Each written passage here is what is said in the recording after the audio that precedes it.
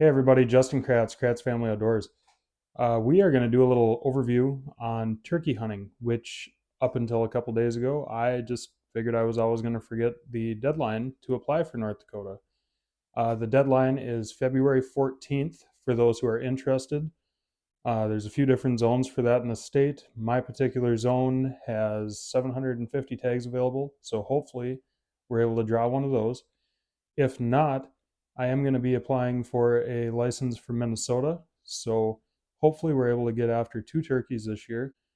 Minnesota out of state for me is going to be 96. Obviously, way cheaper if you're a resident of Minnesota. So without further ado, let's go over some of the items that I picked up since I didn't have any turkey hunting stuff. Okay, the first thing we're going to go over is ammunition. I picked up a couple different options. First option was this Winchester Long Beard XR locked and lethal.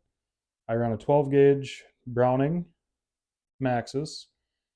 These are 3-inch shells. They've got 1200 velocity, 1 3/4 ounce shot, and it is a number 4 size shot in these. To go along with those, I did pick up a Carlson Longbeard XR choke tube, extended choke. These are supposed to be paired together, but on here it does say that it is good for heavy shot, lead, or TSS. So this is a Turkey Choke .665, and I have always used the Carlson chokes. Picking up a lot of glare here, but the Carlson chokes have always been good to me. I use them for waterfowl. Tried a rifled one for slugs. I think the slug I used for that was pretty poor, so that didn't work out as well as I wanted. But waterfowl wise, they've never let me down. I also have a Carlson choke for pheasant hunting, which has never let me down. So good chokes. As a secondary ammo option, I picked up some heavy metal turkey. I have been a big fan of heavy shot. I've used heavy steel, heavy teal, heavy metal. I've seen that they still had a few boxes of these left at Fleet Farm, so I picked them up. These are a bismuth layered over precision steel pellets, so no lead in these. The Winchester Longbeard XR are a lead shell or lead shot. So we're going to try those both, see which pattern's the best, and then that is what we're going to use going forward with the Benelli Maxus Carlson combo. All right, the next thing we're going to go over are some decoys that I picked up yesterday. I picked up some flex tone decoys. This first one was kind of a sentimental pickup. I remember seeing the commercial for this when it first came out. Brittany and I liked watching Michael Waddell shows on the Outdoorsman channel, and this ad came across for the Flextone Funky Chicken. And now there's more reason that I just love this thing because now Canute loves it. It is probably his favorite decoy that I own, and he liked all the duck and geese decoys and dove decoys, but this sad, skinny, scrawny Tom decoy is the Funky Chicken by Flextone.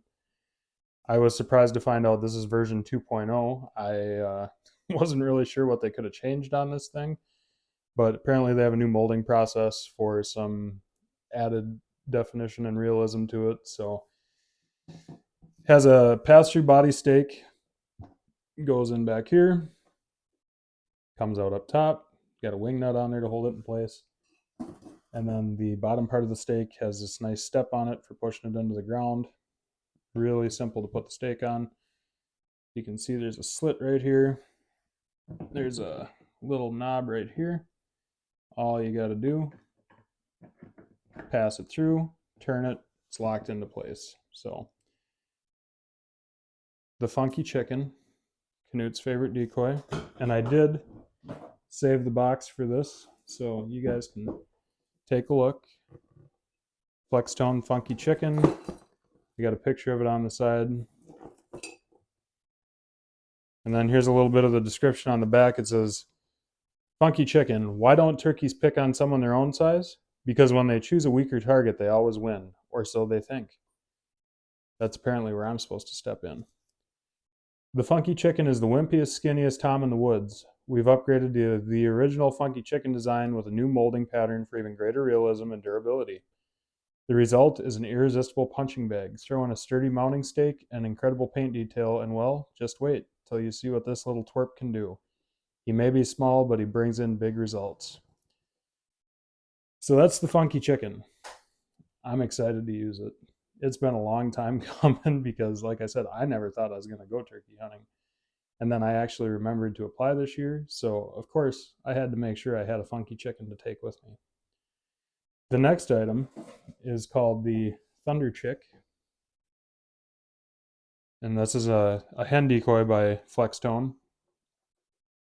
So, we're all committed on the Flextone front here.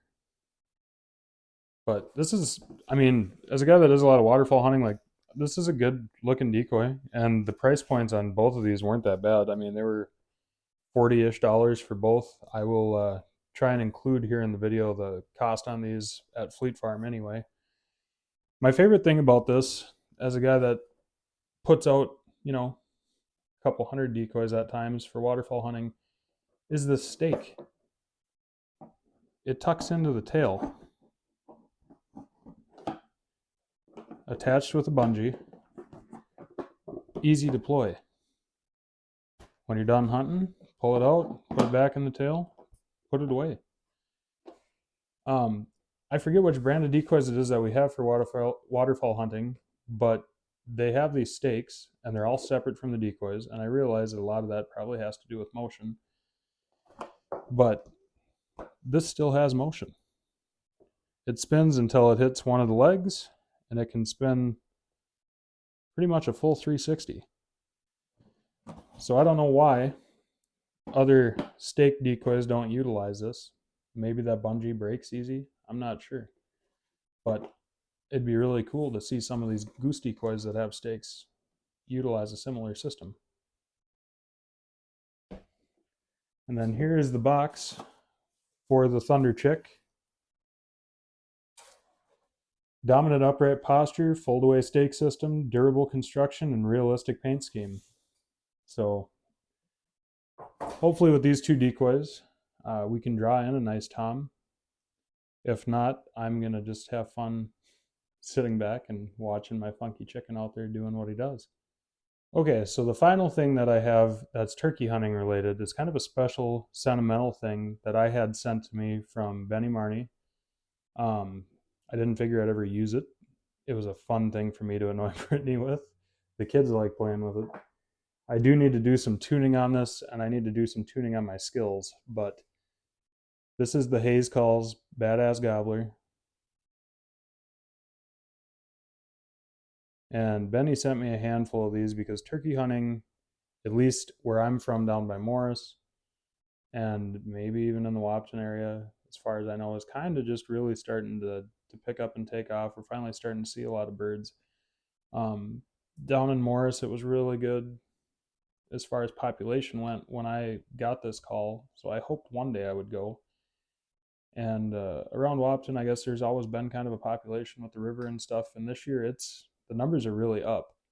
So it'll be really special for me to have this call with me during turkey hunting this year, my first year out. Those of you that have been following KFO for a few months now, or have Hayes Calls on your social media from other things, know that Benny passed away later this last year. And I don't know, it's been weird. I normally talk to him a few times before waterfowl season. I will call and talk to him when our season wraps up here, and just, kind of let him know how things were up here, see how things are going down there, see how his shows are going versus my sales and stuff up here. So it's been weird. As a guy that was on the Hayes staff for, it was pretty close to 10 years, it's been a bit of an adjustment for me, not being able to call him and bounce ideas off him and stuff. This is the Hayes Badass Gobbler. It's a nice slate call. I haven't tried a lot of them. I've tried a couple in the stores and stuff, but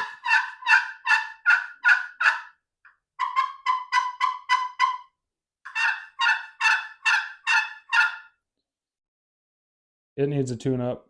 My skills need to get worked on a little bit, but it's a special call for me. So it'll be nice having something that Benny talked me into getting a couple of to get into some stores up here out in the field with me this season. Okay, on to some lighter stuff. Upcoming events that we have, as far as the Red River Area Sportsman's Club goes, we have a junior wildlife event coming up this next Thursday, which would be on the 15th at 6 o'clock. And I'm going to try and see how well this will work. But if you go to rrasc.net, we have tracking and animal identification this next week. Learn to locate and identify furry friends with precision and ease, and there's always a light meal served. It's an hour long, and you can register online on the website now. You click that register tab at the end of the one you want to sign up for, and it'll give you reminders and verify that you're signed up for it. And then just looking ahead a month, on March 21st, we have building birdhouses. And that's something that we do every year. It's a different style birdhouse every year usually. So we've done wood duck houses, robin houses. I still have Chris's robin house ready to get hung up somewhere. Just trying to figure out where I can hang it, where the dogs aren't going to mess with it. So we also, on the 17th, have the Neil Heitkamp Ice Fishing Derby, which is located out on Heitkamp's Pond, north of town here. So if you want to get your kids out ice fishing, they have a ton of prizes. Everybody has a good time. There's food, free bait. If you need fishing rods, I believe that we have fishing rods there for that. So that is a great time. I am on the committee for that, and we always try really hard to make sure that everybody has a good time. Canute went last year with my dad. If I can figure out how to include a few pictures of that in this video, I will do that. But the attendance for that derby is insane. It's that pond, I mean, it's a decent sized pond, but it's full. That's how many people are out there. And you got guys that'll bring ice houses out there to keep their kids warm, like pop-ups and stuff. So great time with that. And hopefully we get a bunch of new members this Thursday for Junior Wildlife Club for animal tracking. Okay, now for some KFO related stuff. We have had some really good business going with sales of cups and hats. I am working on getting some t-shirt designs put together. So hopefully here in a month or two, we'll have t-shirts. Stuff that we still have left. We have these nice laser engraved tumblers still. And these are some new tumblers that we've been working on. Nice handle, hole on the top for a straw. And then we still have a decent variety of baseball caps left. We have orange and gray snapbacks. We have white and gray flex fits. And then we have white and gray snapbacks. And I try and make sure we've got the best quality hats and stuff. Nothing upsets me more than a cheap hat. So for our hats, we're either using Richardson or FlexFit. I do still have some keychains, some bottle openers. Maybe got a couple koozies coming here. We do have some other stuff that'll be coming out too. Just working on getting everything put together. Remember, all proceeds for KFO go back into KFO. I am not taking a cut of anything. It's either going towards giveaway items like our big ice fishing giveaway. If you guys haven't seen that, look back in our history on our Facebook. Check that out if you're a new member to KFO. We always try and do a couple giveaways a year, and I'm really sticking hard to doing a 4 giveaway year deal where we have one at the beginning of each season. So hopefully we can get some tools and equipment into people's hands for the upcoming season. I am trying to figure out a date for when we'll do our spring giveaway. spring summer giveaway, which will probably be fishing, camping related. So if you're watching this on a bigger screen and on YouTube or Facebook, whichever the video will pop up on, it's a longer one, so I'm guessing it'll be one of those two. Here's some codes for our social medias.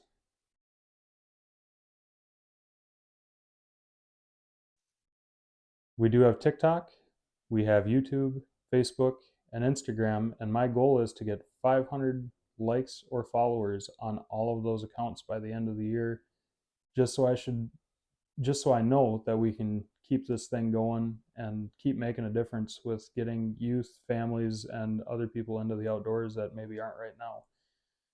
So with all that being said, for all of you who have been here from day one, thank you so much. To all of our new family members, welcome to the family. And we're going to keep rolling. We'll have some more content coming out here soon. Thank you so much for your support. Don't forget, if you want to sign up for turkey hunting in North Dakota for a tag, February 14th is your deadline. Minnesota's turkey license sales open up March 1st. We hope to see you out there.